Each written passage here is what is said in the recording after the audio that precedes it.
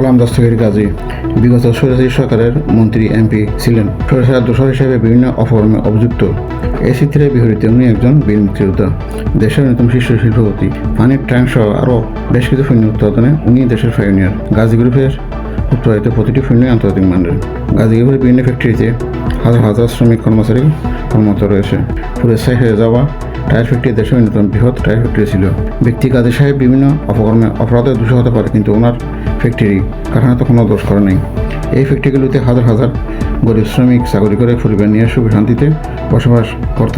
পুরো যাওয়া টায়ার ফ্যাক্টরিতে কর্মরত শত শত বা হাজারো শ্রমিক কর্মচারীর এখন কী হবে? ওদের সংসার বা পরিবার কীভাবে চলবে? গোলাম দস্তগীর গাজী খেয়ে ওনার অপরাধের জন্য আইনানুগ শাস্তি ব্যবস্থা করুন, কিন্তু ওনার আন্তর্জাতিক মানের ফ্যাক্টরি খানাগুলোকে রক্ষা করুন। দেশের প্রতিটি ফ্যাক্টরি কারখানা ইন্ডাস্ট্রি দেশের সম্পদ।